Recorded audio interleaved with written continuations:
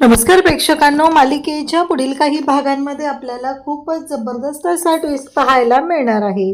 तर इकडे बाळजाबाईला तिच्या कर्माची शिक्षा मिळणार आहे। म्हणजे आजपर्यंत तिने लोकांवर अन्याय केलेला आहे, लोकांच्या शेतजमिनी लुबाडलेल्या आहेत, त्याचबरोबर लोकांवरती ज्या पद्धतीने तिने आरेरवी केलेली आहे, लोकांची घरं जाळलीत, त्यासोबतच बाळजाबाईने इकडे अनुसयाला गोळी मारून संपवण्याचा सुद्धा प्रयत्न केलेला आहे। या सगळ्यासाठी न्यायनिवाडा होणार आहे आणि बाळजाला सगळ्यात भयानक अशी शिक्षा देण्यात येणार आहे।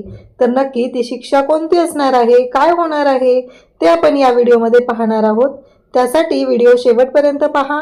त्याचबरोबर चॅनलवरती नवीन असाल तर चॅनलला नक्की सबस्क्राईब करा। इकडे कृष्णा दुष्यंत यांनी आजपर्यंत लोकांसाठी जे काही केलेलं आहे ते सगळं समोर येत असतं। त्यासोबतच पाहायला मिळतं ते म्हणजे आढळराव मात्र आता अजिबात शांत राहत नाहीत, कारण आढळरावांना सगळ्या गोष्टी कळलेल्या आहेत।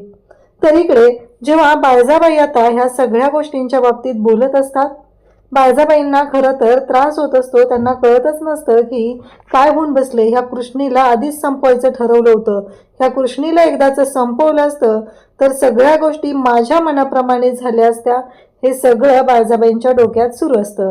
पण मागही त्यांनी कृष्णाला संपवण्याचा प्रयत्न केलेला होता, पण तो प्रयत्न सुद्धा फेल गेलेला असतो, कारण त्यांनी कृष्णाला संपवण्यासाठी माणसं पाठवलेली होती आणि तिला जमिनीत अशा ठिकाणी गाडायचं होतं की तिथून ती कधीच बाहेर येऊ शकणार नाही। अशा ठिकाणी तिला गाडण्यासाठी सांगितलेलं होतं, पण घडलेलं असतं वेगळंच। काहीच उपयोग झालेला नसतो, कारण कृष्णा ही पुन्हा आलेली असते, कारण तिच्या पाठीशी दुष्यंत हा खंबीरपणे उभा आहे। आता सगळेजण घरी आलेले आहेत, तर सगळेजण म्हणत असतात, म्हणजे बंब्या आलेला आहे, भक्ती आहे, सगळे म्हणत असतात की कृष्णा आता आपण काहीतरी केलं पाहिजे। म्हणजेच आता कृष्णाने एवढी मोठी लढाई जिंकलेली आहे आणि त्याचबरोबर कृष्णा सरपंच झाले, पाचगावची सरपंच झाली कृष्णा, यासाठी सेलिब्रेशन तर केलंच पाहिजे, पार्टी तर केलीच पाहिजे, असं या सगळ्यांच्या डोक्यात सुरू असतं आणि त्याचं प्लॅनिंग केलेलं असतं। सगळेजण छान एन्जॉय करत असतात आणि इकडे माणसं मशाल घेऊन बाळजाच्या घराकडे जाताना दिसतात, म्हणजे रांगडे पाटलांच्या वाड्याकडे जाताना दिसतात। हे सगळं आता पाहतो जयकांत आणि तो बाळजाला फोन करतो। बाळजाला म्हणतो की बाळजाबाई, तुम्ही घराच्या बाहेर येऊ नका, लोक खूप पेटून उठलेले आहेत, कधीही तुमच्यावर हल्ला करतील। त्या क्षणी बाळजाच्या हातातला फोन खाली निसटतो, म्हणजेच बाळजाची सत्ता संपलेली आहे। बाळजाबाईने आतापर्यंत लोकांवरती ज्या पद्धतीने अन्याय अत्याचार केलेले आहेत त्या सगळ्याला लोकांनी आता वाचा फोडायचं ठरवलेलं आहे आणि लोकांनी बाळजाबाईच्या विरोधात रणशिंग फुंकलेलं आहे, हे आपल्याला पाहायला मिळतं। इकडे कृष्णा आणि दुष्यंत या दोघांचाही रोमॅन्टिक असा डान्स सुरू झालेला असतो। दोघंही छान असतात, खुश असतात, आनंदात असतात आणि त्याच वेळी कृष्णा आणि दुष्यंतला सुद्धा कळतं की लोक आता बाळजाबाईच्या अंगावर धावून जात आहेत, लोक बाळजाबाईला मारण्यासाठी गेलेले आहेत। आणि त्याचबरोबर हे सगळं जेव्हा घडत असतं तेव्हा मात्र बाळजाबाई आता बाहेर आलेले असतात, सगळे लोक पेटून उठलेले असतात। लोकांनी एकच ठरवलेलं असतं, काहीही झालं तरीही या बाळजाबाईला आपण आता सोडायचं नाही। आणि त्यामुळं बाळजाबाई आता जेव्हा बाहेर येतात तेव्हा त्या बायकांनी बाळजाबाईला पकडलेलं असतं आणि तिला एका खुर्चीवरती सगळी लोक बांधून ठेवतात। त्याचबरोबर येताना त्यांनी रॉकेलचा डब्बा सुद्धा आणलेला असतो आणि ते रॉकेल आता बाळजाबाईच्या अंगावर टाकत असतात आणि हातामध्ये मशाली तर ऑलरेडी आहे, त्या मशाली लावून पेटवून द्यायचं, हे या सगळ्या लोकांनी ठरवलेलं असतं आणि त्याची सगळी तयारी लोकांनी केलेली सुद्धा असते।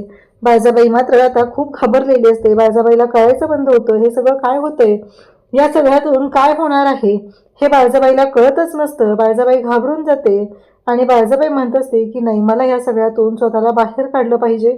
आणि त्याच वेळी कृष्णा आणि दुष्यंत तिथे येतात आणि दोघंही जोरात ओरडतात की थांबा, असं म्हणत त्यांनी सगळ्या लोकांना थांबवलेलं आहे। आणि नेमकं त्याच वेळेस आता बाळजाबाई तिथं घाबरलेले असतात। कृष्णा आणि दुष्यंतने येऊन हुशारीने हे सगळं हाती घेतलेलं असतं आणि मग मात्र बाळजाबाई पाहत राहतात। तेव्हा कृष्णा म्हणते की मी याच्या पाचगावची सरपंच या नात्याने मी तुम्हाला काही गोष्टी सांगत आहे, तर तुम्हाला सगळ्यांना ते ऐकावं लागणार आहे। उद्या पंचायतीसमोर या सगळ्याचा न्यायनिवाडा होईल आणि काय खरं काय खोटं हे सगळ्यांच्या समोर येईल आणि बाळजाबाईंना त्याची शिक्षा होईल असं कृष्णाने सांगितलेलं असतं. दुसऱ्या दिवशी आता सगळ्या पंचायतीसमोर कृष्णा आता हजर झालेले आहे. सगळ्या गावकऱ्यांना ती नमस्कार करते. सगळेजण जमलेले असतात. मैनावती, आढळराव, बाळजाबाई, जयकांत सगळे तिथं आलेले आहेत. गणपत सुद्धा तिथं आलेला असतो आणि त्याचबरोबर इकडून समर आणि अनुसूया सुद्धा आलेले असतात. आता कृष्णा म्हणते की मी या गावची सरपंच म्हणून आज न्यायनिवाडा होणार आहे. आजपर्यंत बाळजाबाईंनी सगळ्यांवरती खूप अन्याय अत्याचार केलेले आहेत, तर आज त्या गोष्टीचा न्यायनिवाडा होणार आहे. तर बाळजाबाईंना समोर बोलवलं जातं. एका साईडला बाळजाबाई असतात तर दुसऱ्या साईडला अनुसया असते. आता त्या दोघींचा न्यायनिवाडा केला जाणार असतो, कारण बाळजाबाईंनी ज्या पद्धतीने अन्याय अत्याचार केलेला आहे ते सगळं गावकऱ्यांच्या समोर येणार असतं. कृष्णाच्या सोबत दुष्यंतीच्या पाठीशी खंबीरपणे उभा आहे, त्यामुळं कृष्णाला जराही घाबरण्याची गरज नसते. आज कृष्णा सत्याच्या बाजूने उभी आहे आणि सत्याच्या बाजूनेच ती लढत आहे आणि न्यायनिवाडा करत असते. कारण दुष्यंतने तिला ऑलरेडी सांगितलेलं असतं की मला माहिती आहे या सगळ्याचा मला त्रास होणार आहे, पण कृष्णा तू जराही माघार घ्यायची नाही. इथं नातं म्हणून नाही तर तू सरपंच म्हणून ज्या खुर्चीवरती बसणार आहे, न्यायनिवाडा करणार आहे, त्यासाठी तुला हे सगळं करायचं आहे. मग कृष्णा उठते आणि अनुसया त्याचबरोबर बाळजाबाई दोघीही तिथं असतात. त्या दोघींकडे पाहते आणि सांगू लागते की आज हा जो काही न्यायनिवाडा होणार आहे तो इथे बाळजाबाई आणि अनुसयाबाई यांच्यामध्ये होणार आहेत. 17 वर्षापूर्वी बाळजाबाईंनी अनुसयाबाईंवर गोळी झाडलेली होती. त्यांना जीवे मारण्याचा प्रयत्न केलेला होता. त्यासाठी बाळजाबाईंना शिक्षा होणार आहे. त्याचबरोबर इकडे गावातल्या लोकांची घरं जाळली, लोकांचे आयुष्य उद्ध्वस्त केली, कितीतरी लोकांना जीव देण्यासाठी भाग पाडलं.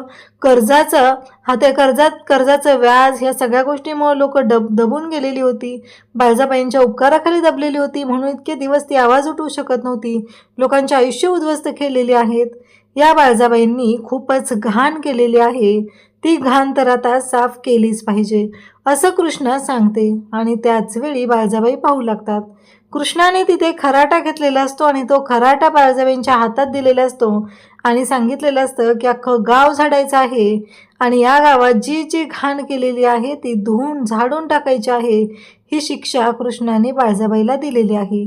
आणि आता बाळजाबाई आता नकार देण्याचा प्रश्नच येत नाही. जर कृष्णाने दिलेली शिक्षा स्वीकारली नाही तर दुसरी शिक्षा असू शकते, ती म्हणजे जेलमध्ये जाणं. पण बाळजाला काही जेलमध्ये जायचं नाही. इकडे अनुसयाच्या मनात मात्र आता वेगळंच चालू आहे. हे सगळं माझ्या समरचं आहे.